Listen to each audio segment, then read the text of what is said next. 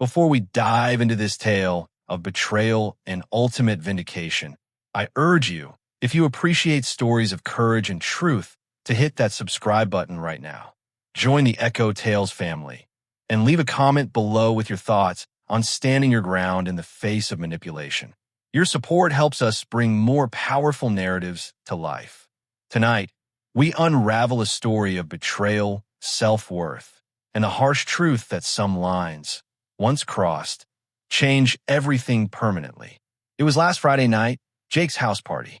The air thrummed with music, laughter, and the intoxicating scent of expectation.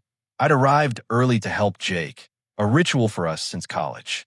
I found genuine satisfaction in the meticulous planning, the hum of preparation, the quiet joy of seeing everything coalesce perfectly for a celebration.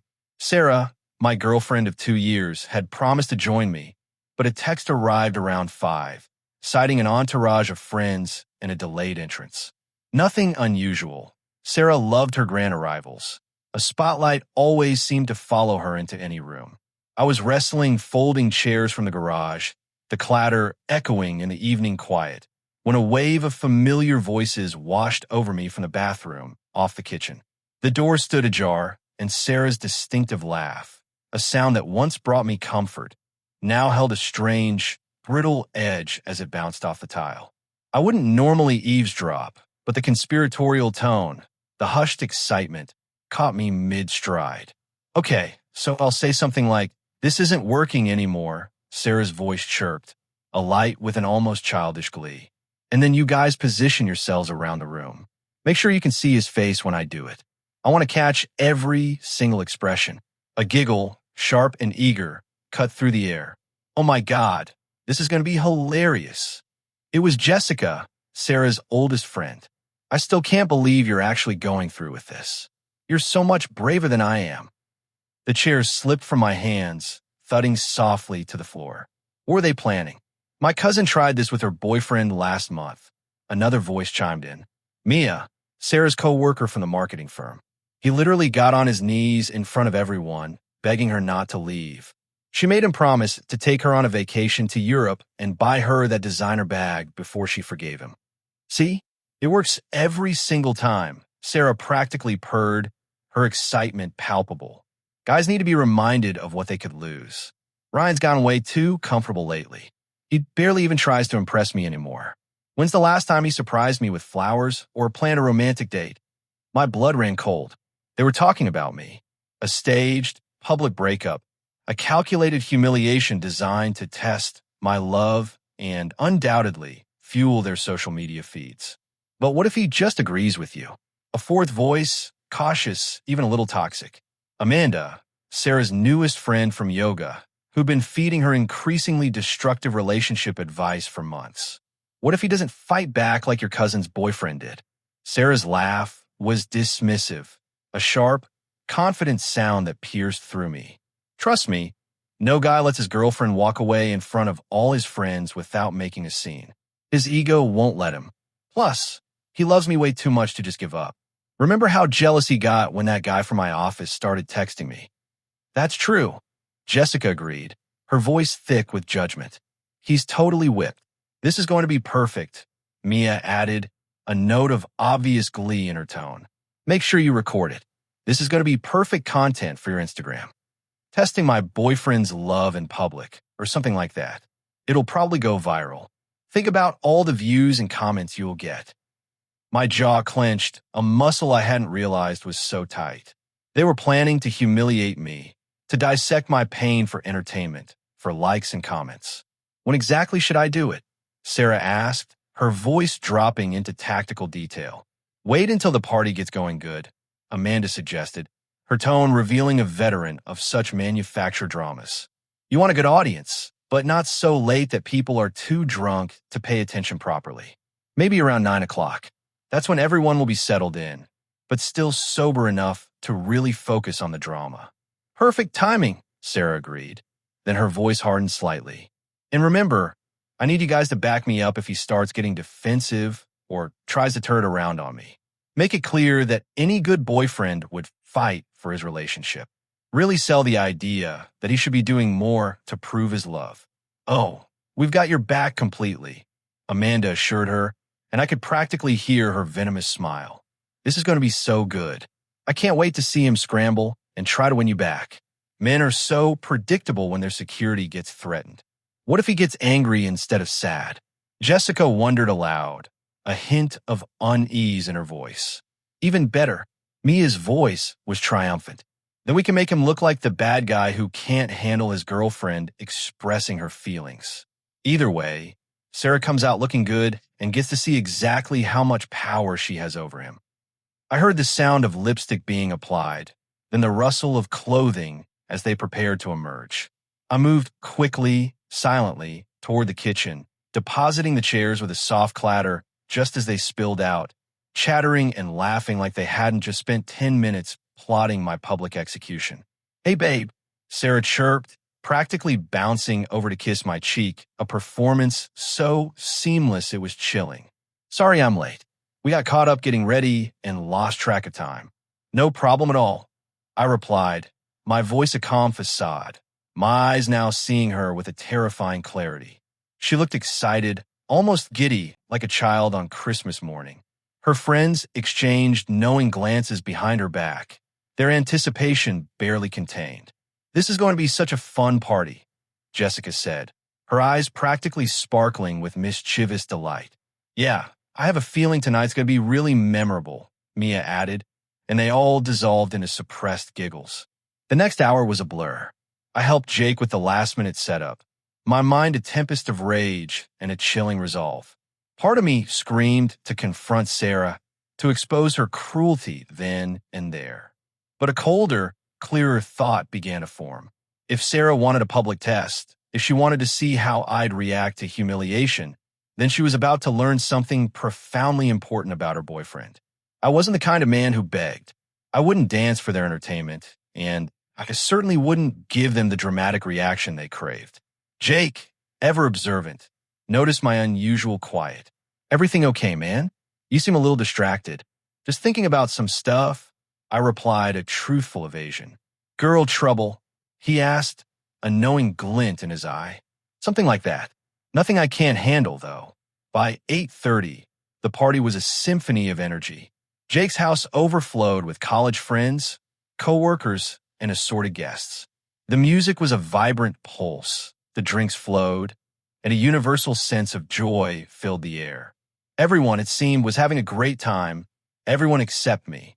My gaze tracked Sarah as she strategically positioned herself near the center of the living room, her friends fanning out like actors taking their marks. I was talking to my friend Mike when I saw Jessica discreetly pull out her phone, angling it to capture the impending drama. Amanda and Mia were locked in, phones ready, their faces alight with predatory expectation. Sarah took a deep breath, then walked towards me, an expression I'd never seen before on her face. It was serious, theatrical, like an actress preparing for her grand scene. Conversations around us began to falter, then quiet, as people sensed the shift in the atmosphere. This was precisely what she had planned. "Ryan, we need to talk," she announced, her voice pitched perfectly to carry above the fading music, adopting the serious, rehearsed tone her friends had undoubtedly coached her on. I looked at her calmly, setting down my beer. "Sure, what's on your mind?" She took another theatrical breath, bracing herself for her performance. "I've been doing a lot of thinking lately about us, about our relationship, and I don't think this is working anymore." The room fell noticeably quieter. Heads turned. Conversations died. I saw our friends lean in, phones poised, ready to capture my presumed breakdown. I nodded slowly, as if processing this shocking revelation for the very first time. "You're absolutely right," I said simply, my voice calm, almost detached. "It's not working." Her eyes widened, a flicker of genuine confusion crossing her face. "This wasn't in the script." What did you just say?" "You said it's not working anymore." I reiterated, my gaze unwavering. "I believe you. Thank you for being honest about your feelings." I pulled my keys from my pocket, placing my beer on the nearest table with deliberate precision. "I'll come by your place this weekend to get my stuff." "Enjoy your freedom, Sarah." And then I started walking towards the front door, weaving through the stunned, silent crowd. The silence in the room was deafening. You could hear the music, but not a single voice. Wait, Sarah cried out, her voice cracking with what sounded like genuine panic. Her composure had completely shattered. That's it? You're just leaving? I turned back, noting we now held the undivided attention of the entire party. Even people from other rooms had drifted in, drawn by the sudden, profound quiet. What did you expect? I asked, a genuine curiosity in my tone. You just broke up with me. But don't you want to talk about this? Try to work things out? Fight for what we have. I saw our friends exchanging panic glances. This was a catastrophic deviation from their carefully laid plan. Work what out? I replied, my voice steady and reasonable. You just told me our relationship isn't working. I respect your decision, and I'm accepting it. I'm not going to force someone to be with me who clearly doesn't want to be. I thought you loved me, she stammered, her voice rising with a raw, unscripted emotion. I do love you, I said without hesitation. That's exactly why I'm not going to force you to stay in a relationship that makes you unhappy. Love means wanting the other person to be happy, even if that means they're happier without you. Someone from across the room, I think it was Tom from Jake's work, called out, Dude, aren't you going to fight for her? Try to change her mind. I looked in the direction of the voice, addressing not just Tom, but the entire mesmerized room. Fight for what exactly? She's made her choice. She's told me clearly that our relationship isn't working for her. I'm not going to beg someone to be with me who doesn't want to be. That's not love. That's desperation. Sarah's face was flushing scarlet, the dawning horror of her plan's spectacular failure etched into her features. Her friends looked equally desperate, their carefully constructed drama imploding before their eyes. Maybe we could just take a break instead, Sarah suggested weakly, grasping at straws. A break sounds like a great idea, I agreed readily. How long were you thinking? A few weeks? A month? 6 months? I want to make sure you have enough time to really figure out what you want. Her mouth opened and closed like a fish out of water. She clearly hadn't considered any alternatives beyond my groveling. Jessica, unable to contain herself and clearly panicking, stepped forward. Sarah, just tell him how you really feel about him.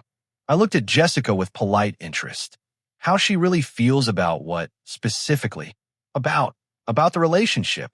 About you, Jessica stammered, realizing she was only digging a deeper hole. She just did tell me how she really feels. I replied logically. She said it's not working, and she wants to end things. Those seem like pretty clear feelings to me. I'm not sure what else there is to discuss. Mia jumped in, clearly trying to salvage the situation. But all couples go through rough patches. This is totally normal. You just need to work harder to make her happy. This isn't a rough patch, I said, looking directly at Sarah, my voice dropping to a dangerous calm.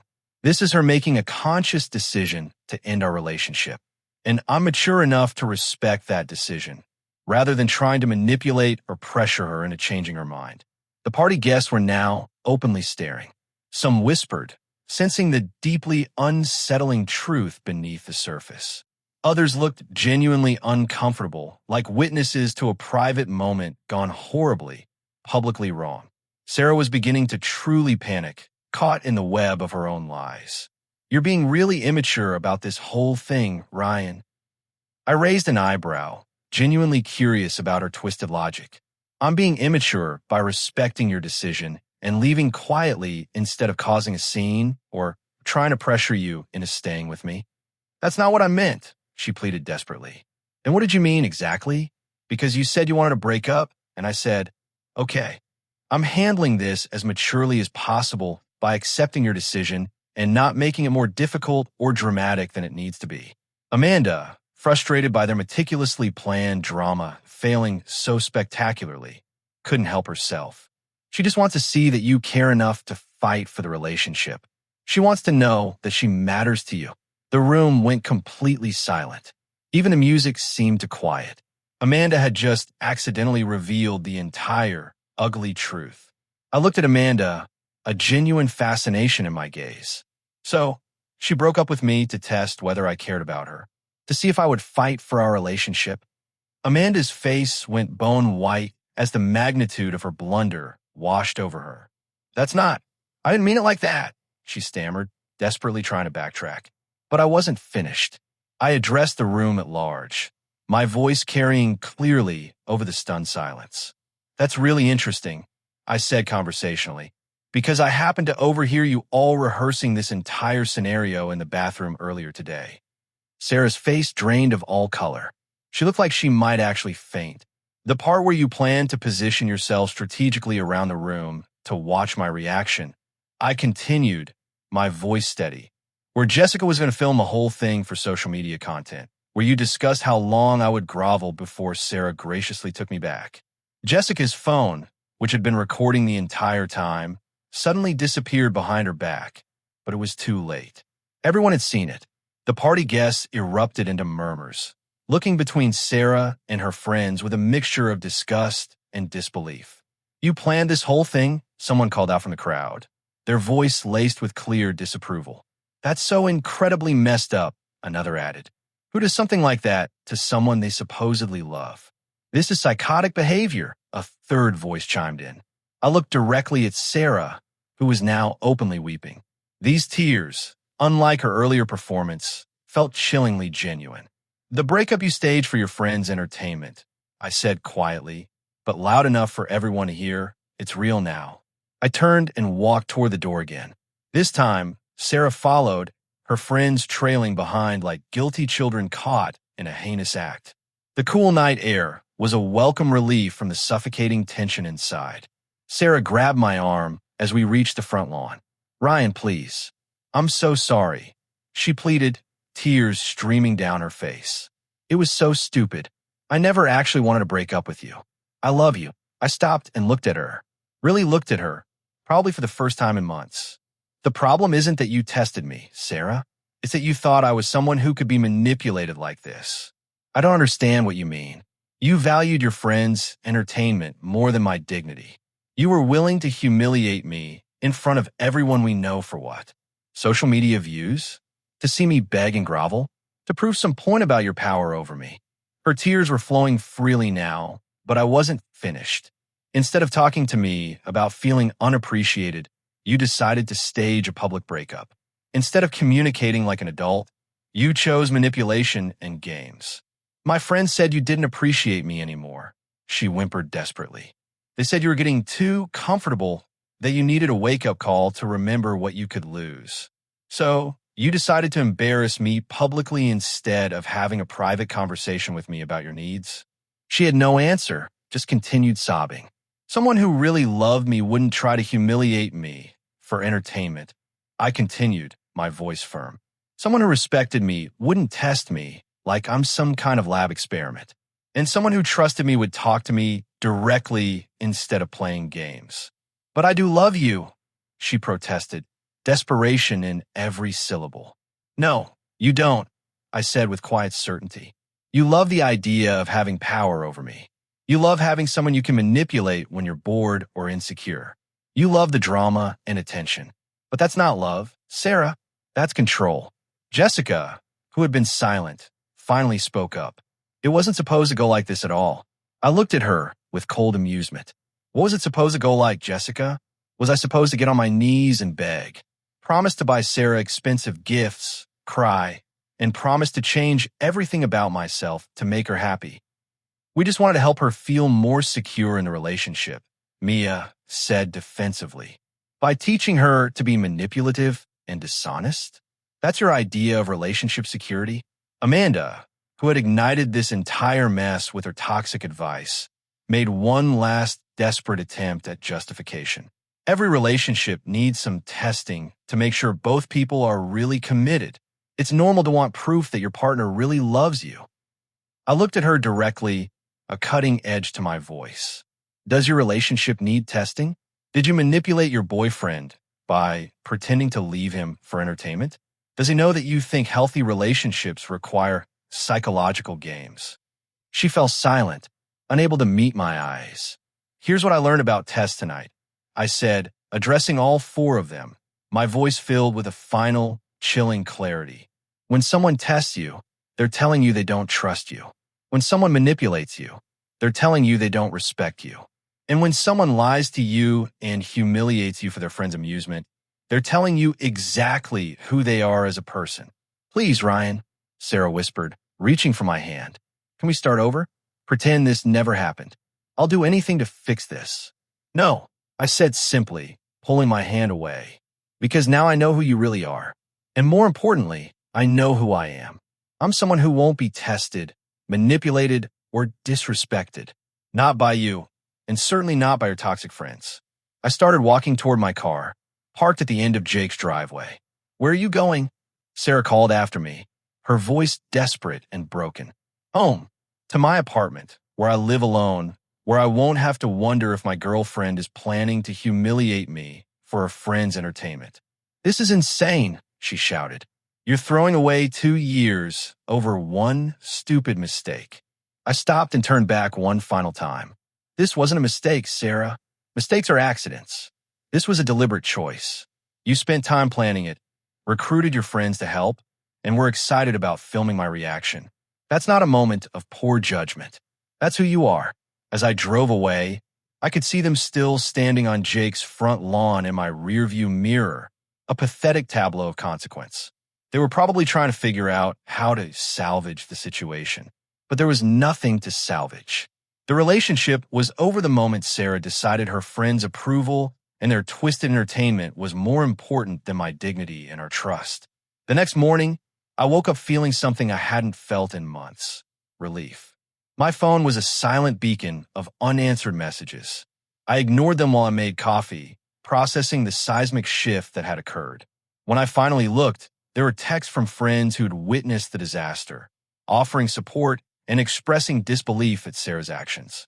Several mutual acquaintances reached out, some for gossip, others genuinely concerned. But the most telling messages were from Sarah herself. The progression was textbook. First, desperate apologies, then bargaining, then anger when she realized I wasn't responding, then more apologies mixed with desperate blame shifting. I'm so sorry, baby. I know I messed up big time. Please call me back. I can't believe you're ignoring me. We need to talk about this like adults. My friends are toxic, and I'm cutting them off completely. This is all their fault for putting ideas in my head. You're being incredibly cruel by not even giving me a chance to explain. I love you so much. Don't throw us away over one stupid night. I deleted each message without responding. Sunday brought flowers to my apartment. Expensive ones, the kind Sarah knew I considered a waste of money. The card read, I know I messed up. Give me one chance to prove I've changed. I love you more than anything. I threw them in the trash without a second thought.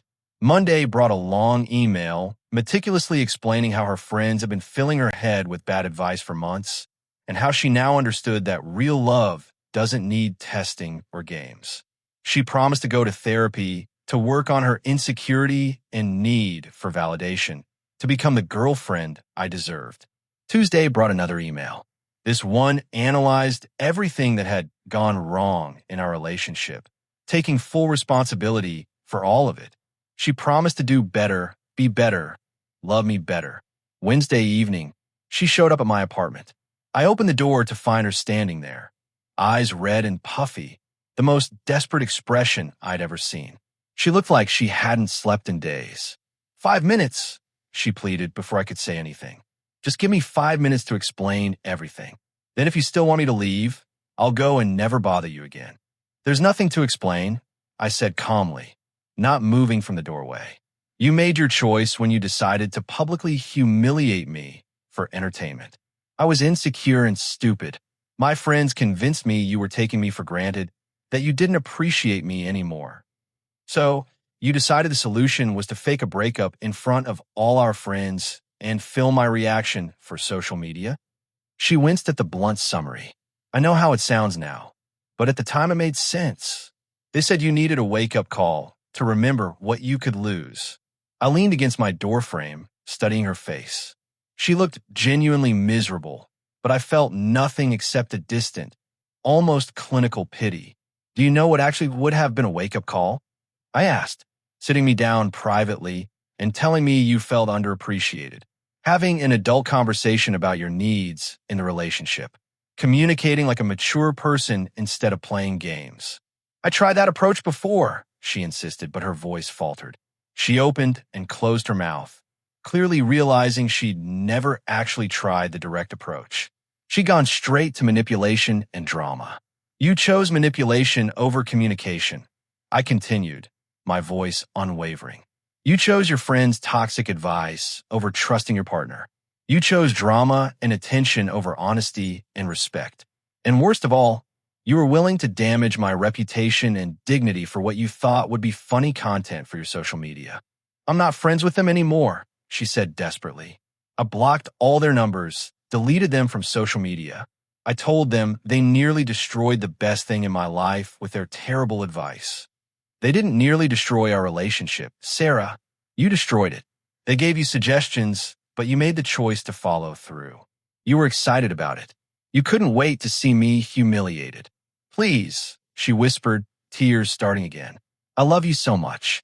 I know I messed up terribly, but people make mistakes. Can't you find it in your heart to forgive me? I looked at her for a long moment, feeling something that might have been sadness for what we'd had before she decided to turn our relationship into a social experiment. Forgiveness isn't the issue here, I said finally. Trust is the issue. How could I ever trust you again? How would I know that the next time you felt insecure or bored, you wouldn't try something like this again? I would never. You said you'd never do something like this in the first place, but you did. You spent days planning it with your friends. You recruited them to help you humiliate me. You were excited about filming my reaction. That's not a moment of poor judgment, Sarah. That's a pattern of behavior that shows me exactly who you are. She was crying harder now, but I felt nothing but that same distant pity. I'm not the same person who would put up with being tested and manipulated. I continued. That version of me died on Friday night, when you decided our relationship was a game for you and your friends to play. So that's it. 2 years together, and you're just throwing it all away over one night? I'm not throwing anything away. You already threw it away when you chose to prioritize your friends' entertainment over my dignity and our trust. I started to close the door, but she put her hand against it, desperation clear in her eyes. What if I go to counseling? What if I work on myself and prove I've changed? What if I do whatever it takes to earn back your trust? Then you'll be a better partner for someone else. I said gently but firmly. But not for me. Some lines, once crossed, change everything permanently. She finally moved her hand, understanding that I was serious. I closed the door quietly, and this time, she didn't try to stop me. 3 months later, I heard through mutual friends that Sarah had indeed cut ties with Jessica, Mia, and Amanda completely. Apparently, the fallout from the party had been severe enough that other people in our extended social circle had started avoiding them, too. Word had gotten around about what they'd done, and their reputation for stirring up relationship drama had finally caught up with them. Jake told me that Sarah had tried to paint herself as a victim of bad advice, but most people saw through it. She was the one who'd chosen to follow through with the plan. She was the one who'd been excited about humiliating me publicly.